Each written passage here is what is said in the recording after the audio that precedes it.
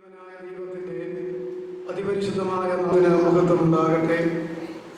സ്നേഹ ബഹുമാന ആദരവുകളുള്ള എല്ലാ ദൈവദാസന്മാർക്കും ദൈവമക്കൾക്കും കൊച്ചുമക്കൾക്കും ഉയർത്തെഴുന്നേറ്റ് ജീവിക്കുന്നവനായ യേശു ക്രിസ്തുവിന്റെ നിസ്തുല്യ നാമത്തിലെ സ്നേഹവന്ദനം അർപ്പിക്കുന്നു. നാം ചിന്തിച്ചുകൊണ്ടിരിക്കുന്നതായ വിഷയം മനുഷ്യരുടെ ഈ ലോക ജീവിതവും അതിൻ്റെ അവസാനത്തിൽ സംഭവിക്കുന്ന മരണവും മരണാനന്തര അനുഭവങ്ങളും എന്ന വിഷയമാകുന്നുവല്ലോ. കഴിഞ്ഞ ദിവസം നമ്മൾ വിശുദ്ധ ലൂക്കോസിന്റെ സുവിശേഷം 16-ാം അധ്യായത്തിന്റെ 19 മുതൽ 31 വരെയുള്ളതായ 13 വാക്യങ്ങളിൽ നമ്മുടെ കർത്താവ് സംസാരിച്ച ഒരു ധനവാന്റെയും ലാസറിന്റെയും ജീവചരിത്രത്തെ സംബന്ധിച്ച്, അവരുടെ മരണത്തെ സംബന്ധിച്ച്, അവരുടെ മരണാനന്തര അനുഭവങ്ങളെ സംബന്ധിച്ച് നമ്മൾ ചിന്തിച്ച് അവസാനിപ്പിക്കുകയായിരുന്നു. 13 വാക്യങ്ങളിൽ രണ്ട് മനുഷ്യരുടെ ഈ ലോക ജീവിതത്തിന് വേണ്ടി 3 വാക്യങ്ങൾ നമ്മുടെ കർത്താവ് സംസാരിപ്പാനായിട്ട് വിനിയോഗിച്ചു. അതിൽ മാനസാന്തരമില്ലാതെ പാതാളത്തിലേക്ക് മാറ്റപ്പെട്ട ധനവാന്റെ ഈ ലോക ജീവിതത്തെക്കുറിച്ച് പറയുവാൻ ഒരു വാക്യവും, എന്നാൽ മാനസാന്തര മുഖാന്തരമായി അബ്രാഹാമിന്റെ മടിയിലേക്ക്, ആനന്ദങ്ങളുടെ പർദീസായിലേക്ക് മാറ്റപ്പെട്ട ലാസറിന്റെ ജീവിതത്തെ സംബന്ധിച്ച് പറയുവാൻ ആ 2 വാക്യങ്ങളും കർത്താവ് ഉപയോഗിച്ചു. അതുകൊണ്ട് ഈ ലോകത്തിൽ ആര് തന്നെ ആയിരുന്നാലും ദൈവകൽപ്പന അനുസരിച്ച് മാനസാന്തര ജീവിതം നയിക്കുന്നില്ലെങ്കിൽ ആ മനുഷ്യന്റെ ഈ ലോക ജീവിതത്തിന് സ്വർഗം വലിയ പ്രാധാന്യം കൊടുക്കുന്നില്ല. ഈ ലോകത്തിൽ ആരെല്ലാം തള്ളിക്കളഞ്ഞ് അവഗണിക്കപ്പെട്ട് ഏതവസ്ഥയിലായിരുന്നാലും മാനസാന്തരപ്പെടുന്ന ഒരു മനുഷ്യന്റെ ജീവിതത്തെ സ്വർഗം വിലമതിക്കുന്നു എന്നും നമ്മൾ ചിന്തിച്ചു കഴിയും. എന്നാൽ ധനവാന്റെ മരണത്തെ വെളിപ്പെടുത്തുവാനും ലാസറിന്റെ മരണത്തെ വെളിപ്പെടുത്തുവാനും ഓരോ വാക്യങ്ങൾ നമ്മുടെ കർത്താവ് ഉപയോഗിച്ചു. ധനവാനാകട്ടെ, ദരിദ്രനാകട്ടെ, സ്വർഗത്തിൽ പോകുന്നവനാകട്ടെ, നരകത്തിൽ പോകുന്നവനാകട്ടെ, അതിനു മുമ്പ് വചനത്തിൽ രേഖപ്പെടുത്തിയിരിക്കുന്ന പോലെ പാതാളത്തിൽ പോകുന്നവനാകട്ടെ, പർദീസായിലേക്ക് മാറ്റപ്പെടുന്നവനാകട്ടെ, ആര് തന്നെ ആയാലും ഒരു മരണമുണ്ട് എന്നുള്ള യാഥാർത്ഥ്യം ഒരുപോലെ ഇരിക്കുന്നതിനാൽ മരണമാകുന്ന ഒരു മുഖാന്തരത്തിലൂടെ ഈ ലോക ജീവിതം അവസാനിപ്പിച്ച് അവരവരുടെ ആത്മാക്കൾക്ക് വേണ്ടി ഒരുക്കപ്പെട്ടിരിക്കുന്ന വാസസ്ഥലങ്ങളിലേക്ക് മാറ്റപ്പെട്ടു പോകും എന്നുള്ളത് ഒരു യാഥാർത്ഥ്യമാകിയാൽ ഓരോ വചനങ്ങൾ അതിനായിട്ട് ഉപയോഗിച്ചു എന്ന് നമ്മൾ കണ്ടു. അങ്ങനെ 3, 2, 5 വാക്യങ്ങൾ വിട്ടാൽ മരണാനന്തര അനുഭവങ്ങളെ വെളിപ്പെടുത്തുവാൻ അവശേഷിക്കുന്ന 4 വാക്യങ്ങളിൽ ധനവാന്റെ അവസ്ഥകളെ കുറിച്ച് പരാമർശിക്കുവാൻ 4 വാക്യങ്ങളും അബ്രാഹാമിന്റെ മടിയിലായിരിക്കുന്ന ലാസറിന്റെ അവസ്ഥയെക്കുറിച്ച് വിവരിക്കുവാൻ അബ്രാഹാം സംസാരിച്ചത് രേഖപ്പെടുത്തിയിരിക്കുമ്പോൾ അതും 4 വാക്യങ്ങളാകുന്നു എന്ന് നമ്മൾ മനസ്സിലാക്കേണ്ടതാണ്. എന്നാൽ 4 വാക്യങ്ങൾ വീതമാണ് തിരിച്ചു തിരിക്കുന്നതെങ്കിലും അതിലടങ്ങിയിരിക്കുന്നതായ വിഷയങ്ങൾ ഏറ്റക്കുറച്ചിലുകൾ ഉണ്ട് എന്ന് നമ്മൾ മനസ്സിലാക്കേണ്ടതാണ്. അത് നമ്മൾ വായിച്ച് അവസാനിപ്പിച്ചു. അവസാനം ധനവാൻ പാതാളത്തിൽ കിടന്നുകൊണ്ട് അബ്രാഹാം പിതാവേ കനിവുണ്ടാകണം, ഞാൻ വേദനയിലായി കഷ്ടപ്പെടുന്നു, ലാസറിനെ എൻ്റെ അടുക്കൽ അയക്കണം, ഈ തീജ്വാലയിൽ കിടന്ന് ബുദ്ധിമുട്ടുന്നതിനാൽ ലാസർ തന്റെ വിരലിന്റെ അഗ്രഹം കൊണ്ട് ഒരു തുള്ളി വെള്ളമെങ്കിലും എൻ്റെ വായിൽ തൊട്ടുതരാനൊന്ന് അനുവദിക്കണം, അവനെ ഇങ്ങോട്ട് അയക്കണം എന്നിങ്ങനെയുള്ളതായിരിക്കുന്ന ആവശ്യങ്ങളും അത്യാവശ്യങ്ങളും അപേക്ഷകളും യാതനകളും പ്രാർത്ഥനകളും എല്ലാം നടത്തി എന്ന് നമുക്ക് മനസ്സിലാക്കുവാനായിട്ട് ഇടയായി. അതിനെല്ലാം തക്ക മറുപടി അബ്രാഹാം കൊടുത്തിട്ടുണ്ട്.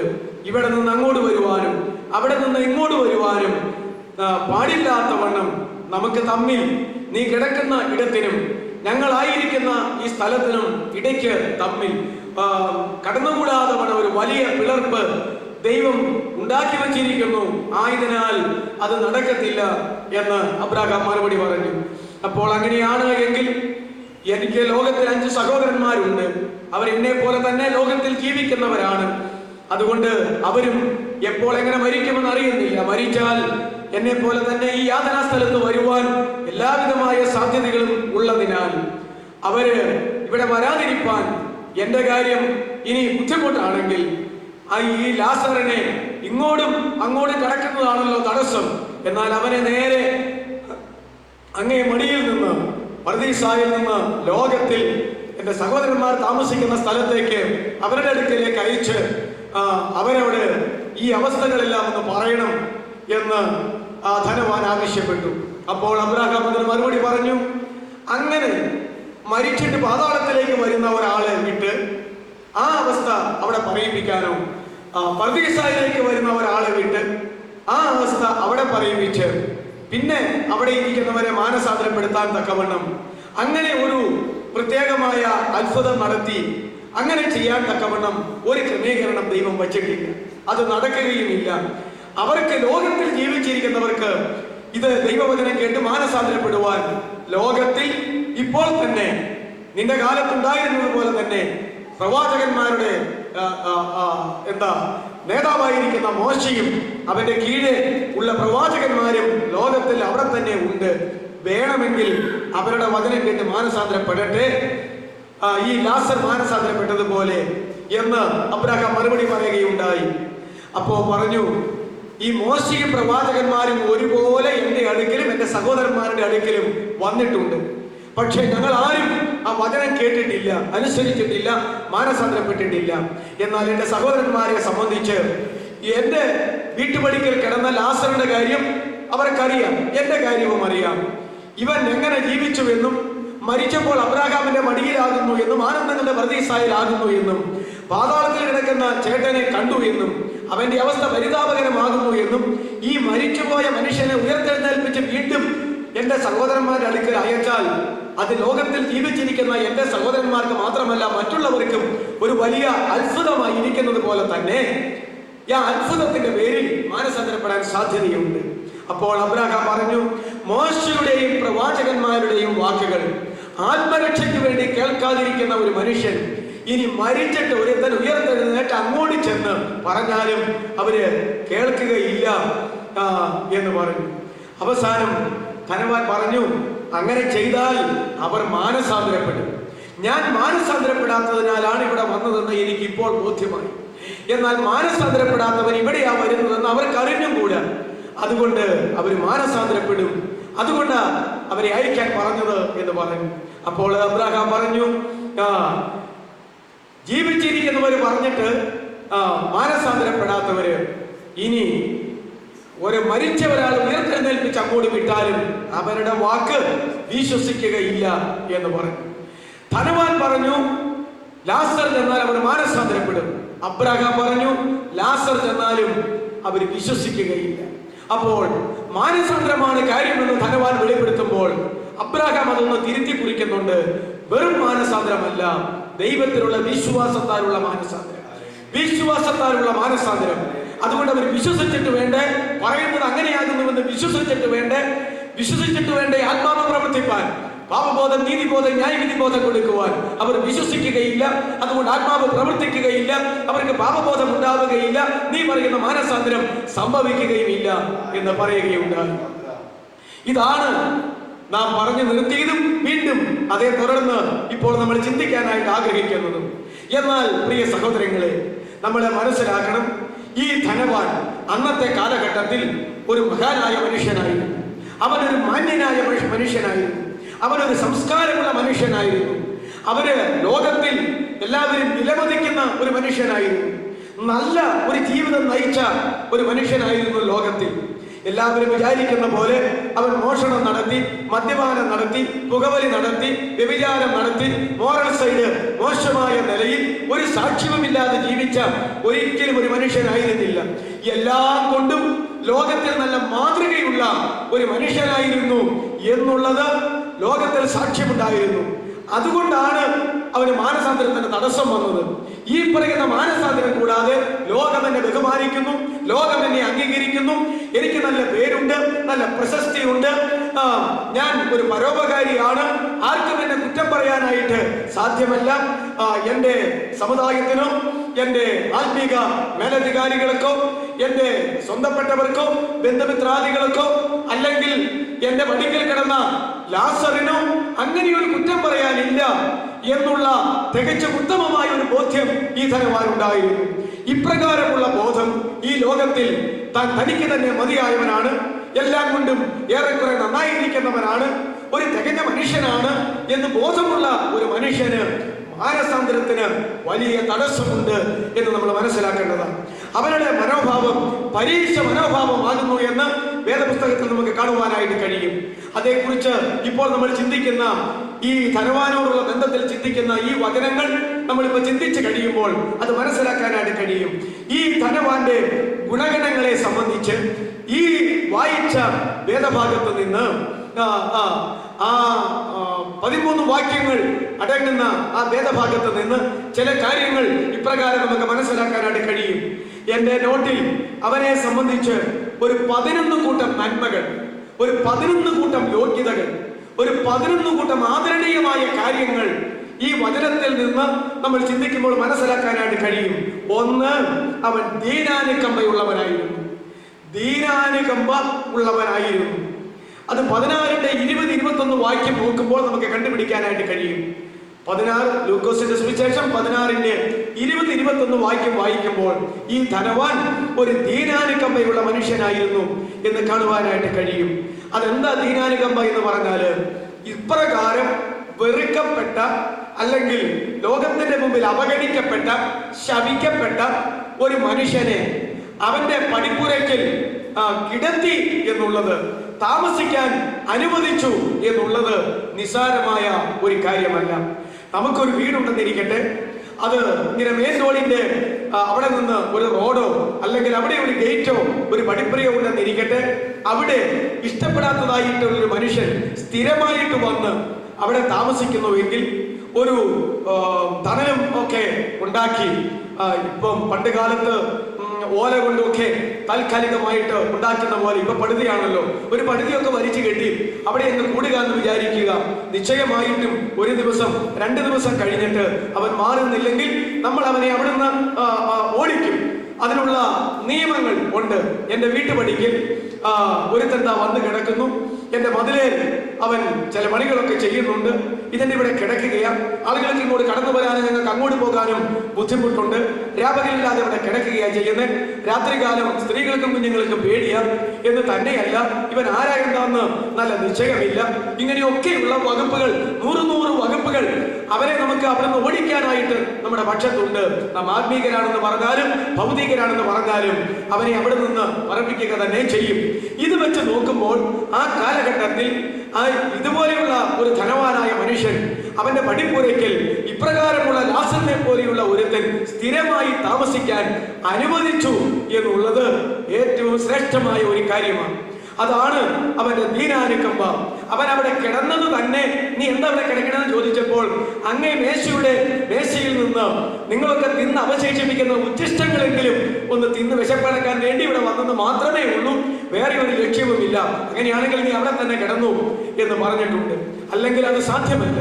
അതുകൊണ്ട് ഈ ധനവാൻ അന്നത്തെ കാലഘട്ടത്തിൽ, ഇന്നല്ല, ഇത് മോശയുടെയും പ്രവാചകന്മാരുടെ കാലഘട്ടത്തിലുള്ളതാ.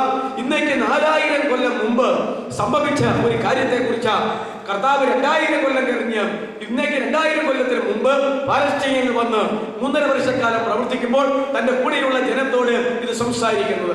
അപ്പോൾ ഈ ദീനാനുകമ്പ 4000 കൊല്ലം മുമ്പത്തെ ചരിത്ര പശ്ചാത്തലത്തിൽ ചിന്തിക്കുമ്പോൾ അത് ഏറ്റവും നല്ല ഒരു കാര്യമായിരുന്നു എന്ന് മനസ്സിലാക്കേണ്ടതാണ്. 2, അവൻ കുടുംബശ്രേഷ്ഠതയുള്ളവനായിരുന്നു. ഈ ധനവാൻ കുടുംബശ്രേഷ്ഠത ഉള്ളവനായിരുന്നു. 16-24-25 വാക്യങ്ങൾ വായിക്കുമ്പോൾ നമുക്കറിയാം, അവൻ തന്നെ പറയുന്നു, ഞങ്ങളുടെ മാതാപിതാക്കന്മാർക്ക് 6 സഹോദരങ്ങളാണ്. സഹോദരിമാരെ വിവാഹം ചെയ്ത് അയച്ചു കാണും, പക്ഷേ അതുണ്ടോ ഇല്ലയോ നമുക്ക് വ്യക്തമല്ല. എനിക്ക് 5 സഹോദരന്മാര് എൻ്റെ നാട്ടിലുണ്ട്, ഭൂമിയിലുണ്ട് എന്നാ പറഞ്ഞത്. അപ്പോൾ ഇവനോട് കൂടി അവരാറ് പേരാണെന്ന് മനസ്സിലാക്കാൻ കഴിയും. ശമരിയ സ്ത്രീയോടുള്ളതായിരിക്കുന്ന ബന്ധത്തിൽ കർത്താവ് പറഞ്ഞു, നിനക്ക് 5 ഭർത്താക്കന്മാർ ഉണ്ടായിരുന്നു, ഇപ്പോൾ ഉള്ളവൻ നിന്റെ ഭർത്താവുമല്ല. അപ്പോൾ എത്ര എണ്ണത്തിന്റെ കൂടെ കഴിഞ്ഞെന്നാ കർത്താവ് പറയുന്നത്? 5 പേർ ഇതിക്ക് മുമ്പേ ഉണ്ടായിരുന്നു, അവർ 5 പേരും നിന്റെ ഭർത്താക്കന്മാരായിരുന്നില്ല. നീ സമയം പോലെ തക്കം പോലെ എടുത്ത് ഉപയോഗിച്ചവരാ. എന്നാൽ ഇപ്പോൾ ഒരുത്തനുണ്ട്, അവൻ 6ാമത്തവനാ, അവനും നിന്റെ ഭർത്താവല്ല എന്ന് പറഞ്ഞപ്പോൾ 6 പുരുഷന്മാരുമായിട്ടുള്ള അവിഹിത ബന്ധങ്ങളിൽ ഏർപ്പെട്ട ഒരു സ്ത്രീയാണ് ഈ ശമരിയക്കാരി സ്ത്രീ എന്ന് കർത്താവ് തന്നെ അവരുടെ ജീവിത രഹസ്യത്തെ വെളിപ്പെടുത്തി എന്ന് നമുക്ക് കാണുവാനായിട്ട് കഴിയും. ഈ 5ന്റെ ഒരുപിടി പട്ടികകൾ ബൈബിളിലുണ്ട്. അത് വേറൊരു വിഷയമാണ്. ഇവിടെ ഇതാ, എനിക്ക് 5 സഹോദരന്മാർ ഇനി ലോകത്തിലുണ്ട്. ശമരിയക്കാരി സ്ത്രീയോട് പറഞ്ഞു, ഇതാ ഈ സമയത്തിന് മുമ്പേ 5 ഭർത്താക്കന്മാർ നിനക്ക് ഉണ്ടായിരുന്നു. പിന്നെ ഇങ്ങനെ 5കളുടെ പട്ടിക നമ്മൾ നോക്കുമ്പോൾ ധാരാളമായിട്ട് കാണാം. ദാവീദ് തോട്ടിലിറങ്ങി ഗോലിയാത്തിനെ കൊല്ലാൻ എത്ര കല്ലുകളായി എടുത്തത്? 5 കല്ലുകൾ. 5 മണ്ഡപങ്ങൾ വേറെ എവിടെയോ നമ്മൾ ഇങ്ങനെ ചിന്തിക്കുന്നുണ്ട്. എന്ന് പറയുന്ന പോലെ 5കളുടെ ഒരു നീണ്ട പട്ടിക ബൈബിളിലുണ്ട്. അത് മറ്റൊരു വിഷയമാണ്. ആ കൂടെ പെടുന്ന ഒരു കാര്യമാണ് ഈ 5 സഹോദരന്മാര് എന്ന് മാത്രമേ ഉള്ളൂ എന്ന് നിങ്ങൾ മനസ്സിലാക്കുക. അതുകൊണ്ട് ആ 5 സഹോദരന്മാര് നല്ല നിലകളിൽ ജീവിക്കുന്നവരാ. ഒരു വലിയ കുടുംബമാണ്. എല്ലാ നിലകളിലും നല്ല കുടുംബ മഹിമയുള്ളവൻ തന്നെയാ ഇവൻ എന്ന് നമ്മൾ മനസ്സിലാക്കേണ്ടതാണ്. അതുപോലെ 3ാമത്തത് നീണ്ട പ്രാർത്ഥനയുള്ളവന്. ചുരുക്കമായി പ്രാർത്ഥിക്കുന്ന ഒരുത്തനല്ല, ദീർഘമായി പ്രാർത്ഥിക്കുന്നവനാണ്. പാതാളത്തിൽ കിടന്നിട്ട് തന്നെ അവൻ അവിടെ കിടന്നുകൊണ്ട് അബ്രാഹാം പിതാവിനോട് വിളിച്ചു പറയുന്ന വിഷയങ്ങൾ, ഓരോ വിഷയത്തിന്റെ എസൻസ് ഇവിടെ പറഞ്ഞിട്ടുള്ളത്, അന്തസ്സത്തെയാണ് ഇവിടെ പറഞ്ഞിട്ടുള്ളത്. അതുകൊണ്ട് 2 വാക്യത്തിൽ 4 വാക്യത്തിൽ ഉൾപ്പെടുത്തിയെങ്കിലും 4 വാക്യത്തിൽ അബ്രാഹാം പറഞ്ഞതിനേക്കാൾ കൂടുതൽ വിഷയങ്ങൾ ധനവാന്റെ പ്രാർത്ഥനയിലുണ്ട്. അതുകൊണ്ട് ഇവൻ ശരിയായ തരത്തിൽ പ്രാർത്ഥിക്കുന്നവനാ. അല്ലെങ്കിൽ യഹൂദന്മാർക്ക് പ്രാർത്ഥനയ്ക്ക് നിയമങ്ങൾ ഉണ്ടായിരുന്നല്ലോ, നേരത്തിന്റെ നിയമം ഉണ്ടായിരുന്നല്ലോ. യഹൂദന്മാര് 7 നേരമാണ് പ്രാർത്ഥിച്ചു കൊണ്ടിരുന്നത്. ഈ ക്രിസ്തീയ മതങ്ങളിലെല്ലാം സഭാപിതാക്കന്മാര് പഠിപ്പിച്ചു വെച്ചിരിക്കുന്ന പ്രാർത്ഥന 7 നേരത്തെ പ്രാർത്ഥനയാണെന്ന് ഞാൻ പറയാതെ നിങ്ങൾക്കറിയാം. 9-ാം മണി നേരം സന്ധ്യ, പിന്നെ പാതിരാത്രി, പ്രഭാതം, 3-ാം മണി, 6-ാം മണി എന്നിങ്ങനെ അങ്ങോട്ട് പോകുന്നു കണക്കുകൾ. ഇങ്ങനെ 7 നേരം പ്രാർത്ഥിക്കാൻ യഹൂദന്മാർക്ക് നിയമമുണ്ടായിരുന്നു. ഇന്ന് നമ്മുടെ ചുറ്റുപാട് താമസിക്കുന്ന മുസ്ലിം സഹോദരങ്ങളെ സംബന്ധിച്ചിടത്തോളം അവരുടെ പ്രാർത്ഥനയുടെ ചട്ടങ്ങളും നേരങ്ങളും ഇപ്പൊ തന്നെ നമുക്കറിയാവുന്നതാണ്. അതുകൊണ്ട് എന്നാൽ യഹൂദനായിരിക്കുന്ന ദാനിയേൽ ബാബിലോൺ സാമ്രാജ്യത്തിൽ പ്രധാനമന്ത്രിയായിരിക്കും കാലഘട്ടത്തിൽ താൻ പ്രധാനമന്ത്രിയായിരുന്നിട്ട് പോലും താൻ യഹൂദനാകൊണ്ട് 7 നേരം പ്രാർത്ഥിക്കാൻ സമയമില്ലാത്തതിനാൽ ദിവസത്തിൽ എത്ര നേരം പ്രാർത്ഥിച്ച് നമ്മൾ ദാനിയേൽ പ്രവചനത്തിൽ വായിക്കുന്നത്? രാവിലെയും ഉച്ചയ്ക്കും വൈകിട്ടും 3 നേരം തന്റെ വീട്ടിൽ വന്ന് താൻ പ്രാർത്ഥിക്കുമായിരുന്നു. താൻ പ്രധാനമന്ത്രിയായിരുന്നിട്ട് പോലും, ഞാനൊക്കെ ചിലപ്പോൾ അത് ഓർത്ത് ലജ്ജിക്കാറുണ്ട്. എന്നിട്ട് പോലും ബാബിലോൺ സാമ്രാജ്യത്തിലെ പ്രധാനമന്ത്രി ആയിരുന്ന ദാനിയേൽ പോലും 7 നേരം പ്രാർത്ഥിക്കാൻ ഒരിക്കലും സാധ്യമല്ല.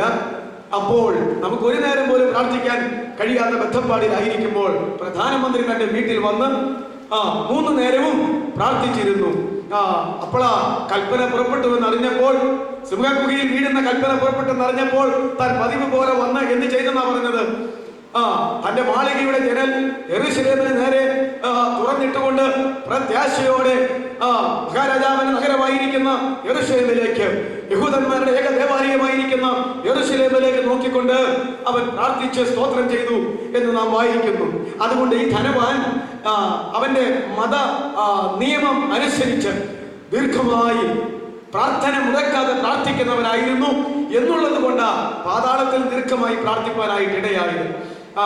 ആ ഒരു സിസ്റ്റമാണ് നാം അത് മനസ്സിലാക്കുന്നത്. അടുത്തത്, അപ്പോ ഇതിന്റെ വാക്യങ്ങൾ എഴുതിയില്ലല്ലോ.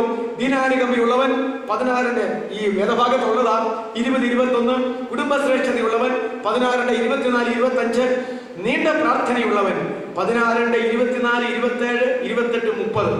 ഇതെല്ലാം ധനവാൻ അങ്ങോട്ട് അബ്രാഹാമിനോട് വിളിച്ചു പറയുന്ന വാക്യങ്ങളാണ്. 16ന്റെ 24, 27, 28, 30. അടുത്തത് താഴ്മയുള്ളവൻ 16ന്റെ 24. ഈ ധനവാൻ ഇങ്ങനെയൊക്കെ ആയിരുന്നു എങ്കിലും ദിനംതോറും ധൂമ്രവസ്ത്രവും പട്ടും ധരിച്ച് ദിവസേന നിത്യേന ആഡംബരത്തോടെ സുഖിച്ചുകൊണ്ടിരുന്നു എന്ന് പറയുന്നുവെങ്കിലും അവൻ അവൻ്റെതായ കാഴ്ചപ്പാടിൽ താഴ്മയുള്ളവനായിരുന്നു. കാരണം ഇവന് ആ പ്രാർത്ഥന പറയുമ്പോൾ അറിയാം അബ്രാഹാമിനോട് എങ്ങനെയാണ് അബ്രാഹാം പിതാവ് എന്ന് വിളിച്ചിട്ട് അതിനകത്ത് എന്താ പറയുന്നത്? കനിവുണ്ടാകണമേ.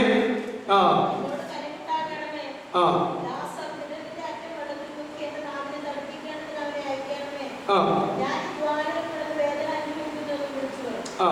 അപ്പൊ അവന്റെ ആ പ്രാർത്ഥന കേൾക്കുമ്പോൾ തന്നെ താഴ്മയുടെ വാചകങ്ങളാണ് അവൻ പറയുന്നത്.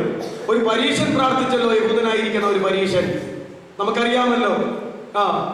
ഈ ഇവിടെയുള്ള എല്ലാവരെയും പോലെയുമല്ല, അവിടെ നിന്ന് പ്രാർത്ഥിക്കുന്ന അവനെ പോലെയുമല്ല. ഞാൻ ഇങ്ങനെയൊക്കെയാണ്, അതുകൊണ്ട് ഞാൻ ദൈവമേ നിന്നെ വാഴ്ത്തുന്നു എന്ന് പറഞ്ഞ പോലെയുള്ള തന്നെത്താൻ ഉയർത്തുന്ന ഒരു മനോഭാവത്തിലല്ല, വളരെ താഴ്മയോടെ ആണ് അവന്റെ പ്രാർത്ഥന. അവൻ താഴ്മയുള്ളവനാണ്.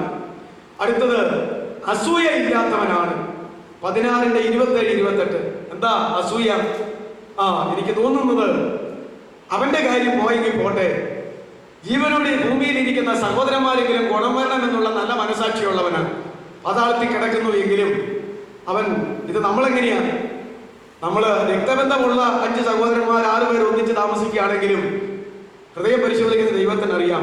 ഒരുത്തനിച്ചിട്ട് പൊങ്ങിയാൽ അവനെ കാണുമ്പം ദൈവത്തിനെ അനുഗ്രഹിച്ചു അല്ലേടാ എന്ന് പറഞ്ഞേച്ചങ്ങ് മാറി കഴിയുമ്പോൾ മാൻ എങ്ങനെ ഇങ്ങനെ ഉയരണു എന്റെ പൊന്നെ എന്ന് ചിന്തിക്കുന്ന ഒരു ഇതാ.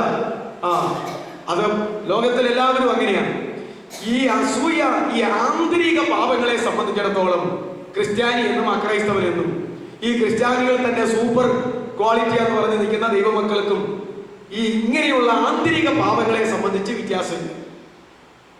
ബാഹ്യ പാപങ്ങളെ സംബന്ധിച്ചാണ് വ്യത്യാസം. മാനസാന്തരപ്പെട്ട ഒരാൾ പുകവലി നിർത്തി, പിന്നെ പുകവലി തൊഴിലിരിക്കുമ്പോൾ മാനസാന്തരപ്പെട്ടതാണെന്ന് ആരെങ്കിലും സമ്മതിക്കുമോ? മദ്യപാനം ചെയ്യുന്ന ഒരാൾ മദ്യപാനം നിർത്തി, മദ്യപാനം തുടരുമ്പോൾ മാനസാന്തരപ്പെട്ടു എന്ന് പറഞ്ഞാൽ, എന്നാൽ അതിന് മുമ്പുള്ള അസൂയയും ഇപ്പോഴുള്ള അസൂയയും ഇനി വരാനിരിക്കുന്ന അസൂയയ്ക്കും കാര്യമായി ചെയ്യിച്ചു വരത്തില്ല. അപ്പൊ ഞാൻ പറയുന്നത്, അസൂയ, അഹങ്കാരം, നിഗളം, ഗർവ്, വാശി, വൈരാഗ്യം, വിദ്വേഷം, വെറുപ്പ്, പക തുടങ്ങിയതായിരിക്കുന്ന ഈ പാവങ്ങൾ, എന്നിലുള്ള ഈ പാവങ്ങൾ നിങ്ങളാരും കണ്ടുപിടിക്കുന്നതല്ല. എന്നാൽ ഞാൻ മറ്റെന്തെങ്കിലും ചെയ്താൽ, ഇപ്പൊ വഴിയെ പോകുമ്പോൾ കള്ളുഷാപ്പിൽ കയറി ഒരു കുപ്പി കള്ളു കുടിച്ചാൽ, അതെനിക്ക് അങ്ങനെ സംഭവിച്ചാൽ അത് പെട്ടെന്ന് ഭൂലോകമുട്ടേക്ക് അറിയും, പിന്മാറിപ്പോയി, തകർന്നു പോയി എന്ന് പറയും. എന്നാൽ അതിനേക്കാൾ, അതുകൊണ്ട് കള്ളു കുടിച്ചോളാനല്ല ഞാൻ പറഞ്ഞത്, അതിനേക്കാൾ ഗൗരവമായ പാപങ്ങളാണ് ഹൃദയ പാപങ്ങൾ അല്ലെങ്കിൽ മാനസിക പാപങ്ങൾ. കർത്താവ് തന്നെ പറഞ്ഞു, പുറമെ നിന്ന് കൈ കഴുകാതെ എന്തെങ്കിലും കഴിച്ചത് കൊണ്ട്, പുറമെ നിന്ന് മനുഷ്യന്റെ അകത്തേക്ക് ചെല്ലുന്നത് കൊണ്ട് ഒരു മനുഷ്യനും അശുദ്ധിപ്പെടുകയില്ല. എന്നാൽ അകത്ത് നിന്ന്, നിങ്ങളുടെ ഹൃദയത്തിൽ നിന്ന് തന്നെ പുറത്തേക്ക് വരുന്ന 13 കൂട്ടം പാപങ്ങൾ മർക്കോസിന്റെ സുവിശേഷം 7:21 വാക്യമാണെന്ന് തോന്നുന്നു. എഴുതുന്നതിന് മുമ്പ് ഒന്ന് നോക്കിയാൽ വേണ്ടിയില്ല. മർക്കോസ് 7:21 ഹൃദയ പാപങ്ങൾ? മർക്കോസ് 7 മനുഷ്യന്റെ ഹൃദയത്തിൽ നിന്ന് അധ്യായ വാക്യം ഏതാണ്? തന്നെയല്ലേ? മർക്കോസ് 7:21 13 കൂട്ടം പാപത്തിന്റെ ലിസ്റ്റ് അവിടെ പറയുന്നുണ്ട്. മനുഷ്യ ഹൃദയത്തിൽ നിന്ന് പുറത്തേക്ക് വന്ന് അവനെയും അത് കാണുകയോ കേൾക്കുകയോ ചെയ്യുന്നവരെയും അശുദ്ധമാക്കുന്ന 13 കൂട്ടം പാപങ്ങൾ, മാനസിക പാപങ്ങൾ വേറെ കിടക്കുന്നു. അതുകൊണ്ട് ഈ ധനവാനെ സംബന്ധിച്ചിടത്തോളം അവൻ അസൂയ ഇല്ലാത്തവനാണ്. മാനസിക പാപത്തിൽ ഒരു പാപമാണ് അസൂയ. നമ്മുടെ കർത്താവിനെ യഹൂദന്മാര് ക്രൂശിച്ചു കൊല്ലാൻ ഏൽപ്പിച്ചതിന്റെ കാരണം പീലാത്തോസ് കണ്ടുപിടിച്ച് പറയുന്നു, അവർ അസൂയ കൊണ്ടാണ് ഇവനെ കുറ്റക്കാരൻ എന്ന് പറഞ്ഞ് തന്റെ അരമനയിൽ വിസ്തരിക്കാൻ കൊണ്ടുവന്നത്, ക്രൂശിക്കണമെന്ന് പറയുന്നത് എന്ന് പീലാത്തോസ് അറിഞ്ഞിരുന്നു. അപ്പൊ നോക്കിക്കേ, ആ പീലാത്തോസിന് പോലും യഹൂദന്മാരോട് ഒരു തെറ്റും ചെയ്തിട്ടല്ല, യഹൂദന്മാർക്ക് യേശുവിനോടുള്ള അസൂയ കാരണമാണ് അവനെ തൂക്കിക്കൊല്ലാനായിട്ട് കൊണ്ടുവന്നിരിക്കുന്നത് എന്നുള്ള യാഥാർത്ഥ്യം പീലാത്തോസിന് അറിയാമായിരുന്നു. പിന്നെ എന്താ തകരാറ് പറ്റിയത്? ഈ യാഥാർത്ഥ്യം അറിഞ്ഞിരുന്നു എങ്കിലും ഒരു ന്യായാധിപൻ എന്നുള്ള നിലയിൽ അവനത് പറയേണ്ടതായിരുന്നു. അല്ലയോ യഹൂദ ജാതിയെ, നിങ്ങളുടെ ഗുരുവാണെന്ന് പറയുന്ന, നിങ്ങളുടെ രാജാവാണെന്ന് പറയുന്ന ഇവനെ നിങ്ങൾ ഇവിടെ കൊണ്ടുവന്നിരിക്കുന്നത് അസൂയ നിമിത്തമല്ലേ?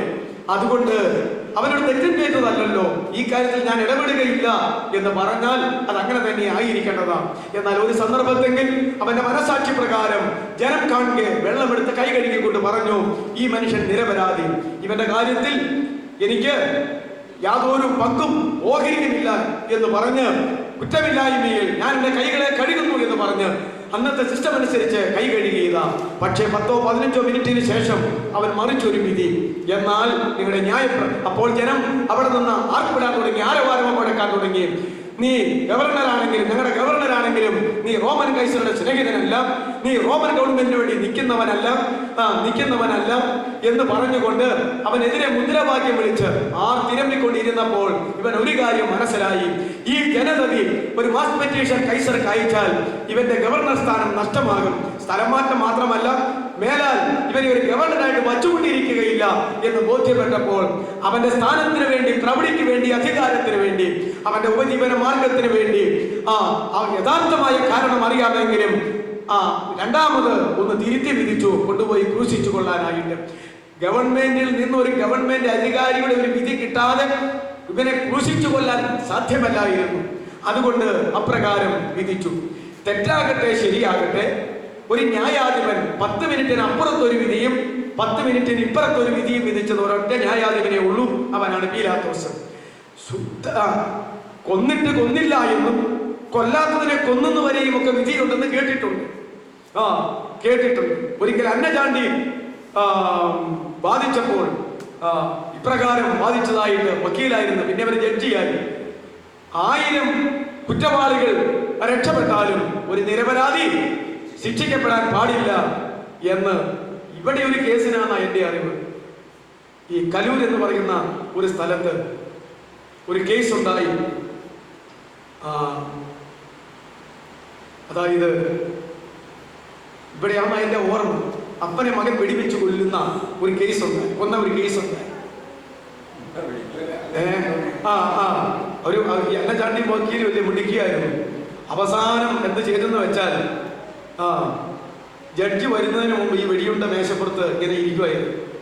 തോക്ക് മൂലയ്ക്കും, തോക്ക് അവിടെ ഇരിക്കുന്നു, വെടിയുണ്ട എവിടെ ഇരിക്കുന്നു. അന്നചാണ്ടി കൊണ്ടുപോകുന്ന ഈ വെടിയുണ്ട എടുത്തിട്ട് ഈ വെടിയുണ്ട മറ്റേത് വിഴുങ്ങിയെന്നാണ് പറയുന്നത്. വിഴുങ്ങിയാണോ എന്തെങ്കിലും ചെയ്തു കാല് പരിശോധിക്കാനോ. അവസാനം അവർ എഴുന്നേറ്റ് ചോദിച്ചു, ഈ കണ്ട ദിവസങ്ങളെല്ലാം ബാധിച്ചിട്ട് ഈ വെടിയുണ്ട കൊണ്ട് തോക്കിയിലിട്ട് ഈ മകനെ അപ്പനെ വെടിവെച്ചെന്നല്ലേ ഈ കേസ്? പോസ്റ്റ്മോർട്ടം നടത്തിയാണല്ലോ ഈ വെടിയുണ്ട എടുത്തത്. തോക്കിങ് എടുത്താട്ടെ, ഈ വെടിയുണ്ട അതിനകത്ത് ഇട്ട് കാണിച്ചാട്ടെ എന്ന്. കാണിക്കാതിരിക്കാൻ പറ്റുമോ? നോക്കിയപ്പോ ഈ വെടിയുണ്ട അതിനകത്ത് കടക്കൂല. വാദഗതി മുഴുവൻ പൊളിഞ്ഞില്ല, കേസ് വെറുതെ വിട്ടു. പക്ഷേ മുറ്റത്തിറങ്ങി കഴിഞ്ഞപ്പോൾ ഇവ പറഞ്ഞു, കേസ് ഞാൻ ഊരി വിട്ടു, പക്ഷെ ദൈവം തന്നെ വിടൂല്ല പറഞ്ഞു. എൻ്റെ അറിവ് ഒരു വർഷം എത്തിയപ്പോൾ അതുപോലെ തന്നെ തൻ്റെ വേലക്കാരൻ അതേ തോക്ക് കൊണ്ട് ഈ മകനെയും വെടിവെച്ച് കൊന്നു എന്ന എൻ്റെ അറിവ്, എൻ്റെ കേട്ടറിവാണ്. ഇതിവിടെയാണ് എവിടെയാണ് സംഭവിച്ചത് ഇങ്ങനെ ഒരു സംഭവം ഉണ്ടായത്.